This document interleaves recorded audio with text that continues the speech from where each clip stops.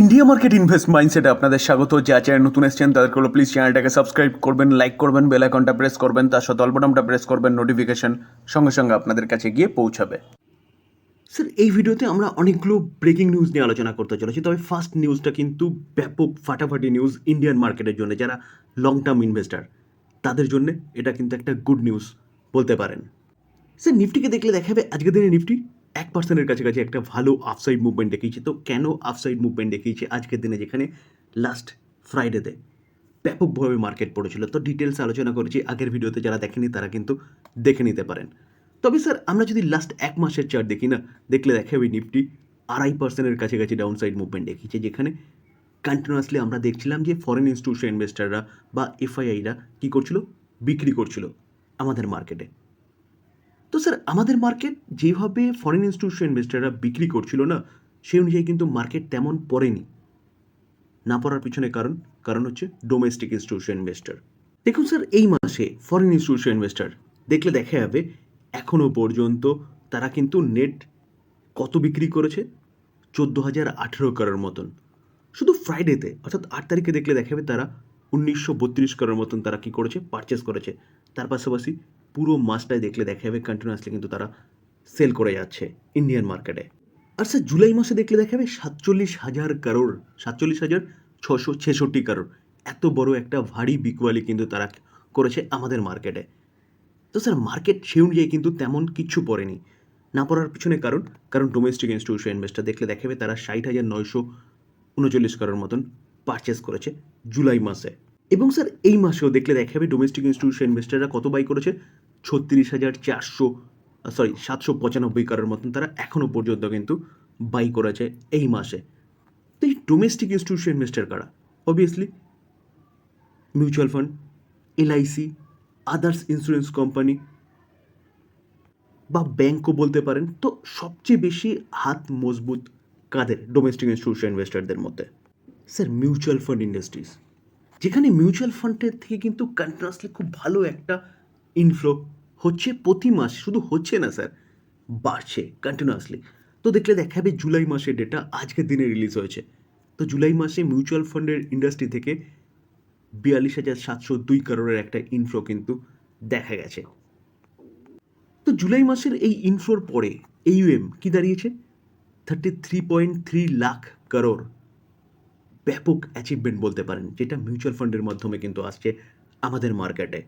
তো বলছি কি 81% ইনক্রিজ হয়েছে ফ্রম জুন মাসের থেকে, অর্থাৎ জুন মাসে যেই ইনফ্লোটা এসেছিল না, সেই মাস থেকে কিন্তু 81% ইনক্রিজ হয়েছে। এবং তার পাশাপাশি দেখলে দেখা যাবে জুলাই 2024 কত, 37,113 ইনফ্লো হয়েছিল। সেই ইনফ্লো এক বছর আগে 37,000 ছিল, সেটা এখন হয়েছে কত, 42,702 করোড়। তো স্যার এই কারণেই বলছি যে মার্কেটে ডিরেক্ট না হলেও ইনডিরেক্টলি বা বলতে পারেন মিউচুয়াল ফান্ডের হাত ধরে কিন্তু ব্যাপক একটা ইনভেস্টমেন্ট দেখা যাচ্ছে মার্কেটে, বা বলতে পারেন মানুষ মার্কেটের সাথে যুক্ত হচ্ছে, যেখানে আমাদের মার্কেট অদূর ভবিষ্যতে কিন্তু আরও গ্রো করবে। তার পাশাপাশি এমফিড ডেটা অনুযায়ী জুলাই মাসে এসআইপি থেকে ইনফ্লো বেড়েছে। দেখুন increase to all time high কত, 28,464 করোড়। যেখানে দেখলে দেখা যাবে জুন মাসে নতুন এসআইপি অ্যাকাউন্ট ওপেন হয়েছিল কত, 9.19 করোড়, সেটা জুলাই মাসে 9.45 করোড়। তো বুঝতে পারছেন তো যে কীরকমভাবে মার্কেটে একটা ইনফ্লো আসছে মিউচুয়াল ফান্ড বা ডোমেস্টিক ইনস্টিটিউশন ইনভেস্টারদের হাত ধরে, যেটা কিন্তু আমাদের মার্কেটকে পড়তে দিচ্ছে না। তো এফআইআইদের এতটা বড় ভারী বিকওয়ালির পরেও আমাদের মার্কেট কিন্তু স্টেবল রয়েছে ডোমেস্টিক ইনস্টিটিউশন ইনভেস্টর বা মিউচুয়াল ফান্ডের হাত ধরে। তো সেই ইনফ্লো আরও বাড়বে। আর যদি ইনফ্লো আরও বাড়ে, তার পাশাপাশি কোনো এক সময় তো আবারও ফরেন ইনস্টিটিউশন ইনভেস্টররা আমাদের মার্কেটে ফিরবে। তো সেই জায়গায় দাঁড়িয়ে বুঝতে পারছো তো মার্কেট কোথায় যাবে। তো লং টার্ম ইনভেস্টারদের জন্য কিন্তু এটা একটা খুব ভালো নিউজ, বা বলতে পারেন লং টার্ম ইনভেস্টারদের কনফিডেন্সকে আরও বুল করবে। Sir long term investor means যারা মিনিমাম 5 বছর, ম্যাক্সিমাম 10 বছর 15 বছর পর্যন্ত ইনভেস্টমেন্টের চিন্তাভাবনা করেন। কারণ শর্ট টাইমে এরকম অনেক কিছু হবে, যেখানে ডোনাল্ড ট্রাম্প ট্যারিফ লাগাবে বা অন্য কোনো দেশের সাথে আবার যুদ্ধ কোনো দেশের হবে, যার ফলে মার্কেট ভলিটাইল হবে বা নিচে আসবে। আলটিমেটলি কিন্তু মার্কেটের যে ডেস্টিনেশন সেটা হচ্ছে ওপরেই। আমরা লাস্ট 1 বছরে দেখলে দেখা যাবে অনলি ফর 1% এর কাছাকাছি মুভমেন্ট দেখিয়েছে ঠিকই, কিন্তু লাস্ট 5 বছর দেখলে দেখা যাবে এত কিছু হয়ে গেছে। তাও নিফটি 119% মতন মুভমেন্ট দেখিয়েছে। এর মধ্যে ইউক্রেন রাশিয়ার যুদ্ধ, এর মধ্যে ইসরায়েল ইরানের যুদ্ধ, এর মধ্যে বলতে পারেন কোভিড সিচুয়েশন ছিল 21-22-এর প্রথম দিক পর্যন্ত। তার পাশাপাশি আমাদের ইলেকশন গেছে, ইউএসের ইলেকশন গেছে, তো প্রচুর ইনসিডেন্ট হয়ে গেছে। তারপরেও মার্কেট কিন্তু ওপরের দিকেই গেছে। তো স্যার এর জন্যই বলা যে এখনও পর্যন্ত 5-6% লোক বলতে পারেন আমাদের মার্কেটের সাথে যুক্ত আছে ভারতীয়রা। তো অদূর ভবিষ্যতে সেটা যদি 10% যায়, 15% যায়, 20%, 30%, তাহলে বুঝতে পারছেন তো মার্কেট কোথায় যাবে আর কতটা ইনফ্লো মিউচুয়াল ফান্ড বলুন বা ডোমেস্টিক ইনস্টিটিউশন ইনভেস্টার বলুন বা রিটেল ইনভেস্টার বলুন তাদের মাধ্যমে মার্কেটে আসবে। তো মার্কেট কিন্তু স্যার এখানে থাকবে না।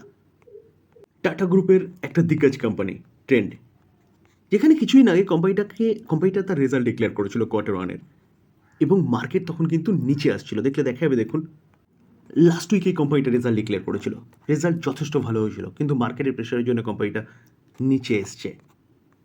তো স্যার মার্কেট এখন একটু স্বস্তি দেখাচ্ছে যদি ইউক্রেন রাশিয়ার পিস টক যেটা 15 তারিখ হতে চলেছে সেটা যদি ঠিকঠাক হয়, তাহলে যেসব কোম্পানিগুলো কিন্তু ভালো পারফরমেন্স করেছে সেসব কোম্পানিগুলো কিন্তু ভালো মুভমেন্ট প্রেজেন্ট করবে।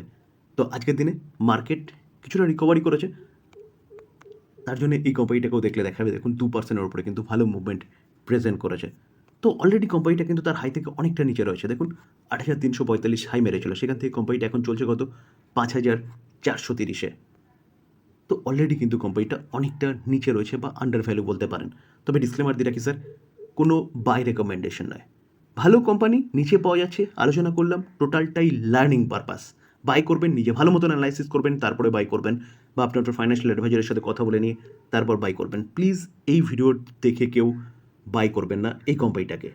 স্যার নুভামা একটা দিগ্গজ ব্রোকিং হাউস, তারা 3টে কোম্পানি নিয়ে রিসার্চ করেছে এবং তাদের রিসার্চ রিপোর্ট বের করেছে।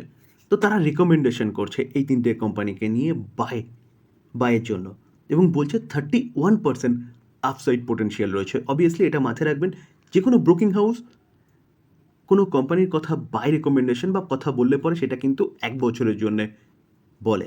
তো চলুন দেখে নিই কোন কোম্পানিগুলোর সম্বন্ধে তারা পজিটিভ এবং বলছে আপ টু 31% আপসাইড মুভমেন্ট দেখাতে পারে। তবে ডিসক্লেমার দিয়ে রাখি স্যার, কোনো বাই রেকমেন্ডেশন নয়। বাই করার আগে নিজে ভালো মতন অ্যানালাইসিস করবেন, নিজের রিস্ক বুঝবেন, তারপরে গিয়ে বাই করার কথা চিন্তা ভাবনা করবেন। তো প্রথমেই তারা টাটা গ্রুপের একটা দিগ্গজ কোম্পানি টাইটানকে নিয়ে তাদের রিসার্চ রিপোর্টের কথা কি বলছে, যে তারা টার্গেট দিচ্ছে এই কোম্পানিটাকে কত 4,479। তো টাইটান কি কাজ করে দেখুন, টাটা গ্রুপের কোম্পানি, এই কোম্পানিটার মেইন বিজনেস হচ্ছে জুয়েলারি এবং ডায়মন্ড সেগমেন্টের। তো এই কোম্পানিটাকে নিয়ে কিন্তু অনেকটা আপসাইড মুভমেন্টের কথা বলছে, কত 31.1%, যেখানে কোম্পানিটা এখন চলছে কততে, কোম্পানিটা চলছে 3,416-তে। Q1-এর রেজাল্ট ডিক্লেয়ার করেছে, রেজাল্ট যথেষ্ট ভালো করেছে। সেকেন্ড যে কোম্পানির কথা বলছে সেটা কি, গোদরেজ কনজিউমার। টার্গেট কি দিচ্ছে 1,450, তো কারেন্ট মার্কেট প্রাইস থেকে 18.9% আপসাইড মুভমেন্টের কথা বলছে। তো কোম্পানিটা চলছে কততে 1,220-তে, টার্গেট কি দিচ্ছে 1,450। এবং থার্ড যে কোম্পানিটাকে নিয়ে বলছে সেটা হচ্ছে বিএসসি বোম্বে স্টক এক্সচেঞ্জ, একটা এক্সচেঞ্জ যেখানে এক্সচেঞ্জে গিয়ে যা কিছু হয়, আপনি ফিউচারে ট্রেডিং করুন বা ফিউচারে কাজ করুন বা অপশানে কাজ করুন, ডেলিভারিতে কাজ করুন, পজিশনাল ট্রেডিং করুন, ডে ট্রেডিং করুন, যা কিছু করছেন সেখান থেকে কিন্তু বিএসসির ইনকাম। তবে একটা প্রবলেম এই কোম্পানিটার কী দাঁড়িয়েছে, যেখানে গভর্নমেন্ট কিন্তু বারবার অপশান ট্রেডিংটাকে যে অপশান ট্রেডিং থেকে ট্রেডারদের, ছোটো ছোটো ট্রেডারদের বিরত রাখার প্রচেষ্টা করে যাচ্ছে সেবি বলুন বা সরকার বলুন। কারণ বলছে 91% অপশান ট্রেডার তাদের টাকা লুজ করছে এই মার্কেটে। তো স্বাভাবিকভাবে সেটা যে করছে না, অলরেডি আমরা একটা স্টেপ নিয়েছে দেখেছি, যেখানে লট সাইজ বাড়ানো হয়েছে, কন্ট্রাক্ট সাইজ বাড়ানো হয়েছে, যেখানে শুধুমাত্র অনলি ফর এখন 2টো ইন্ডেক্স ছাড়া বাদ বাকি সব কিছু আর উইকলি ক্লোজিং নেই, সব কিছু কিন্তু মান্থলি ক্লোজিং হয়ে গেছে। তো এই জায়গায় দাঁড়িয়ে কিন্তু এই কম্পিউটার বিজনেসে এফেক্ট পড়বে। তো রিসেন্টলি একটা রিপোর্টের মাধ্যমে খবর পাওয়া যাচ্ছিল যে গভর্নমেন্ট আবারও এরকম কিছু করতে চলেছে যেখানে অপশন ট্রেডারদের যাতে ডিমোটিভেট করা যায়।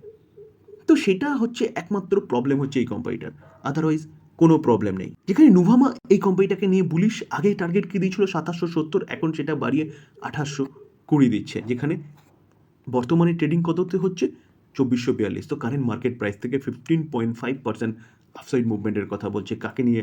বিএসসিকে নিয়ে। তবে স্যার আবারও ডিসক্লেমার দিয়ে রাখি, কোনো বাই রেকমেন্ডেশন নয়, নিউজ পাওয়া যাচ্ছে সেটা আপনাদের সামনে তুলে ধরার চেষ্টা করলাম। বাই করবেন কি করবেন না টোটালি নিজের ইচ্ছায়, বা নিজে ভালো মতন অ্যানালাইসিস করবেন তারপরে করবেন, বা আপনার ফাইন্যান্সিয়াল অ্যাডভাইজারের সাথে কথা বলে নিয়ে তারপর করবেন। থ্যাংক ইউ, ভালো থাকবেন।